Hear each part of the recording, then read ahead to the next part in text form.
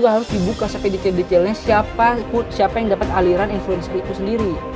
Maksudnya siapa yang targetin, misalnya artis A, artis B, artis C, itu harus didata juga. Bismillah. Ya, assalamualaikum warahmatullahi wabarakatuh. Waalaikumsalam warahmatullahi wabarakatuh. Teman-teman sekalian, pada hari ini siang yang sangat terik ini, kita kembali ke diskusi kajian kopi malam untuk bahas isu-isu yang sangat-sangat lu bukanya kayak buka konser tidak menarik. Iya, biar beda dong. Oke, jadi karena, siang hari ini harus kita semangat. Iya, Lagi habis 17 Agustus. Iya betul. Angle-nya juga hari ini agak beda ya. Agak beda. Karena biar beda. Ya, biar beda aja. Biar beda aja. Nah, siang hari ini kita akan bahas terkait dengan isu yang menarik juga nih, Dil. Isu influencer yang diduga digunakan sebagai alat pemulus kebijakan yang dalam tanda kutip rada aneh. Gitu, kebijakan-kebijakan ya yang timbul pro kontra minimal kan begitu kan. Nah, masalahnya yang jadi apa itu? Yang selalu yang dipromosikan influencer itu isu-isu yang itu ya, isu-isu yang hot dan isu-isu yang kontroversial terus. Iya, hot bukan berarti isu selebriti, bukan. Iya, sih. bukan. Hot dalam arti isu-isu legislasi kan begitu kan, produk undang-undang yang dinilai sangat pro kontra. Jadi influencer ini bagaimana pengikutnya kan banyak influencer ya. Jadi bagaimana dia ya dalam tanda kutip mau di brainwash gitu ya. Cuci otak. Ini bagus nih. Bakso Malang bagus. Iya, kayak bakso Malang gitu. Oke, langsung aja nih, Dil. Kalau menurut lu fenomena influencer sebagai alat ya yang digunakan oleh ya banyak pejabat publik ya untuk meluluskan kebijakan yang pro kontra ini, menurut lu ya, dalam lu kan concern di bidang komunikasi. Iya, concern. Iya, kan? Concern. Ya kalau lu kan juga pakar. Gua concern ya. Oke. Nah, kalau sepengetahuan lu nih, sebetulnya boleh atau tidak deh gitu dulu. Ya, pertama-tama kita kan membahas dulu mengapa fenomena ini terjadi ya. Influencer banyak digunakan dengan maraknya apapun ya, dari segi politik, segi ekonomi, segi hiburan. Sosial media ini ataupun digital media ini sangat mempengaruhi banyak sektor. Di antaranya adalah mengapa kita berawal dari sejarah dulu, bahwa dalam komunikasi politik yang saya pelajari, kita mengalami 3 tahap evolusi komunikasi politik ya. Yang pertama adalah berarti historis dulu nih. Historis dulu ya. Oke, siap. Pertama, jadi kita tahu bahwa zaman dulu ketika orang ingin salah satu tokoh siapapun, orang ingin mempersuasi politik, dia ini melalui langsung tatap muka, ataupun kita sebut juga itu nama revolusi. Ibaratnya itu 1.0 lah, komunikasi politik 1.0, yang dimana dulu belum ada media apapun. Dalam arti itu zaman dulu ya, belum ada TV, belum ada apapun lah ya. Di zaman Yunani ketika itu kan cerita-cerita bagaimana Aristoteles, bagaimana Plato dulu mempengaruhi masyarakatnya gitu ya. Iya, pikiran. Dia langsung berbicara, langsung berpidato. Itu yang pertama dari 1.0. Lalu muncullah 2.0. Setelah Perang Dunia II tentunya ya. Muncullah media seperti televisi, dari radio. Nah, dari situ muncul bahwa tempat memberikan komunikasi kepada masyarakat itu bisa melewati radio, tetapi hanya ada satu arah. Tetapi dia lebih murah karena dia adalah alat yang bisa menyebarkan informasi yang sangat luas secara masif, secara bersama, dan juga bisa dipetakan mana saja tuh yang akan kita berikan informasinya. Iya, betul. Nah, kita memasuki saat ini adalah revolusi komunikasi politik yang 3.0. Gue bahasa Inggrisnya 3.0 ya. Saya kan bahasa Inggrisnya saya cinta Indonesia. Oh iya, siap. Bahasa Indonesia lanjut. Emang agak aneh ya. 3.0 ya. 3.0 itu lebih Indonesia banget. Gak apa-apa dong. Iya, lebih Indonesia sekali. Iya. Ya, 3.0. Ya, dalam tahun era 2000-an internet sangat booming. Iya. Amerika Serikat yang mencetusnya ini menjadi fenomena baru di mana semua sektor juga berubah, di antaranya komunikasi politik, yang dimana di era sosial media ini, era internet ini bisa berinteraksi 2 arah, tidak hanya satu arah. Jadi media yang tadi 2.0 itu yang 2.0 hanya satu arah, ini bisa direspon langsung oleh audiens kepada media itu sendiri. Sikap politiknya gimana? Iya, segala macam. Itu yang kita bisa lihat, salah satu contohnya di platform adalah seperti komentar. Lalu bisa share, lalu bisa buat status, ada tautan linknya. Nah, itu ada 3.0 lagi. 3.0 yang dimana masyarakat bisa langsung berespon. Iya, betul. Nah, di zaman ini dengan adanya banyak sosial media pergulatan opini publik, orang bisa langsung berinteraksi, membuat ini lahirlah influencer. Dalam arti influencer kan artinya adalah orang yang mempengaruhi ya, tokoh gitu lah, seperti artis lah, itu selebgram masuk influencer.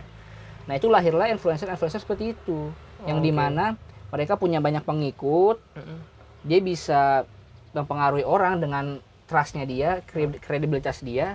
Nah, itu menjadi alat juga sekarang, alat politik, alat apapun untuk bisa menyampaikan sebuah opini publik. Nah, mengapa influencer? Ini adalah sungguh menarik ya, karena kalau apapun misalnya saya di perusahaan ataupun di pemerintahan, memang influencer ini menjadi alat yang empuk. Pertama adalah lebih murah dan juga tertarget. Kita bisa lihat nih, misalnya influencer, lu punya pengikut 1 juta, kita bisa petain, wah kita berarti bisa menerima 1 juta nih, 1 juta view gitu ya, dengan skala beberapa bulan, satu postingannya itu bisa banyak view sampai 1 juta. Itu jadi influencer ini bisa lebih langkah cepat ya. Iya, langkah cepat, sangat efektif dan juga lebih murah ketimbang beriklan di media. Di media, televisi contohnya. Dia lebih tertarget. Misalnya kan salah satu influencer itu pengikutnya ini bisa dipetakan juga kan. Misalnya lu concern politik, terus pengikutnya otomatis kan, oh juga concern politik. Nah, itu lebih empuk disasar kan, lebih tertarget. Ya. Nah, tapi pada intinya pemerintah menggunakan influencer ini karena juga perkembangan zaman yang tadi saya sebut itu. Berarti baik atau tidak bagaimana menurut? Ya tentunya baik. Ini kalau dari sisi pemerintah tentunya baik, dia bisa menyampaikan pembuatan, maksudnya bisa menyampaikan isu-isu kebijakan publik ke masyarakat dengan cepat dan juga efisien dan juga murah. Nah, jadi gini Dil, kalau misalkan kita mau mengarah ke informasi ICW, tadi kan lu katakan bahwa influencer itu sebagai alat itu sebetulnya boleh-boleh aja dan sah-sah saja boleh-boleh saja dan sah-sah. Dan itu sebagai shortcut-nya langkah cepat ya langkah kan gitu. Cepat. Nah, tapi temuan ICW kemarin kan kita ini sempat fokus tema ini nih, temuan ICW. Temuan ICW itu bahwa ada ketidakterbukaan ya, ketidakterbukaan terkait dengan penggunaan dana untuk influencer ini. Nah, gitu. Nah, kalau menurut lu gimana nih ketidakterbukaan? Apakah harus influencer itu dananya ya dibuka aja, ini segini untuk begini-begini, atau bagaimana? Nah, ini menyinggung kembali yang tadi tentang agen biro komunikasi tadi. Nah, kita harus terbuka juga bahwa di data itu harus dilihat juga ini agen biro komunikasi mana. Nah, tapi tidak sampai di situ, karena kan agen ini kan hanya koordinator. Datanya itu juga harus dibuka sampai detail-detailnya, siapa yang dapat aliran influencer itu sendiri. Maksudnya siapa yang ditargetin, misalnya artis A, artis B, artis C, itu harus didata juga. Karena ini kan menyangkut, karena ini kasusnya pemerintah, dana publik, bayangin hingga sampai 100 miliar loh ya. Sangat besar sekali. Itu kalau buat dana Covid lumayan kan, divaksin. Lumayan. Satu pulau bisa kan divaksin. Iya, itu mandi vaksin. Iya. Divaksin dong. Divaksin orang Jakarta kan. Nah itu tuh harus terbuka sampai sedetail itu. Lalu juga terbukanya bukan hanya siapa orangnya segala macam, tetapi juga apa agendanya itu harus terbuka. Karena kalau nggak terbuka itu bisa banyak terselubungnya. Nah, ini yang dimaksud buzzer RP nih. Ini ada indikasi buzzer RP. Oke, gue nangkep nih kalau misalkan public figure dikatakan ya sebagai influencer digunakan untuk ya mempromosikan suatu kebijakan yang dinilai ya ini kebijakan baik-baik aja. Tapi kalau menurut kita ya bagus ya. Karena itu shortcut ya, langkah cepat ya. Tapi yang menjadi bingung kan gini Dil. Kayak contoh ya, akhir-akhir ini RU Cipta Kerja ya kan yang menggunakan beberapa public figure untuk merespon bahwa RU ini baik nih. Nah, itu gimana kalau kayak gitu? Itu juga menjadi masalah karena kalau kembali kepada niatannya pasti influencer kan orang yang mempengaruhi. Iya. Apa dong yang pengen dipengaruhi? Berarti tergantung objek berarti ya? Iya, pengaruhi opini publik kan. Nah, di situ kan karena revolusi industri 3.0 tadi yang saya bahas itu, pergulatan opini publik sangat berkeliaran di sosial media. Cepat ya? Sangat cepat. Nah, pemerintah ingin ibaratnya mempengaruhi opini publik ini lewat influencer ini biar masyarakat lain bisa terpengaruh juga. Nah, tetapi kan permasalahannya, isu apa yang dibawa? Kasus yang sering terjadi adalah isu-isu yang masih kontroversial, belum tuntas dibahas, dibawa-bawa di situ. Dibahas di situ. Itu yang yang menjadi bahaya ini seakan-akan menjadi alat pemerintah secara cepat, secara pintas, secara instan untuk isu ini biar opini publiknya gak terlalu negatif. Wah, udah pakai influencer aja biar terpengaruh nih kan. Masyarakat yang tanda kutip juga misalnya nggak terlalu melek politik kan.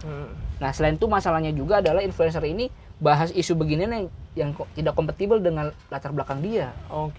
Nah, itu menjadi pertanyaan juga kan. Betul. Karena influencer itu identiknya dengan publik gua kayak artis ya. Iya, artis segala macam. Kayak selebgram juga gitu termasuk ibaratnya influencer. Iya, selebgram semua gitu. Itu selebgram, artis TikTok. Itu iya bisa. TikTok gitu ya? menjadi alat Jadi influencer itu sebetulnya orang-orang yang ya dunia selebriti gitu ya? Iya.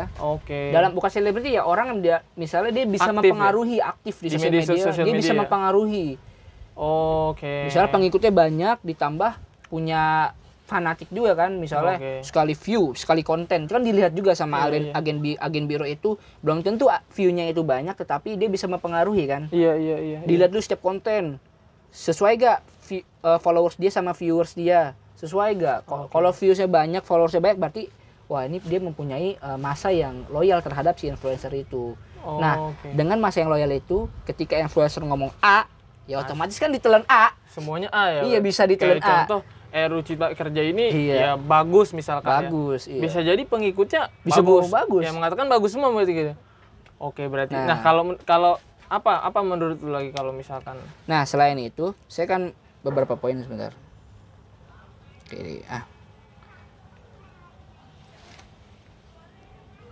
Nah, saya mengkritisi bahwa dana influencer ini sangat banyak sekali ya. Saya mempertanyakan sesuai dengan ICW yang mempertanyakan kemana humasnya. Humas pemerintah selama ini kemana aja? Ya saya tahu influencer adalah sebuah tools bagi humas untuk mempercepat komunikasi. Betul. Tetapi dengan dana yang segitu terlalu banyak, Pak. Fungsi humasnya yang harus diutamakan. Kalau saya mengibaratnya begini ya. Kalau kita mempunyai barang yang matang, kita gak usah gegabah untuk mencari jalan pintas. Saya pemerintah punya produk hukum gitu yang bagus. Kalau bagus, tanpa influencer pun saya yakin opininya akan bagus. Ya kan? Betul. Lewat humas aja sudah cukup kan? Sudah cukup. Nah, yang dipertanyakan adalah seringkali produk hukum kita kan bermasalah terus. Iya, betul. Nah, itu yang menjadi influencer jalan pintas. Yang nggak bisa dipegang humas. Jadi alternatif jadi. Nah, alternatif. Nah, ini yang menjadikan dana segitu besar, humasnya kan seakan-akan enak aja dong. Kayak gak kerja gitu kan. Nah, itu yang saya kritisi bahwa ini kemana humasnya gitu. Humasnya karena ini kan ibaratnya vendor ya. Dia kan mencari vendor lain untuk mengkoordinator influencer kan. Berarti humasnya kan kemana dong? Humas cuma rekam-rekam doang dong kerjaannya. Seharusnya kan itu tugas humas. Itu tugas humas juga membuat strategi publikasi, membuat strategi opini publik juga. Nah, itu kemana humasnya. Ditambah lagi saya setuju dengan pendapat ICW itu bahwa seakan-akan pemerintah tidak pede dengan program dia hingga harus dipromosi lewat influencer. Mungkin karena memang ada agenda gelap. Ya, bisa jadi. Jadi kalau humas nggak bisa tuh, karena humas terkait. Nah, itu bisa jadi dananya kan gede, sangat besar sekali ya. Kalau humas kan ya PNS lagi muter, ya kan. Betul, nah, kalau ada dana 100 miliar ke pihak swasta, vendor kan pihak swasta kan tentunya. Agen komunikasi kan adalah pihak swasta kan. Nah, itu bisa ya. Iyalah.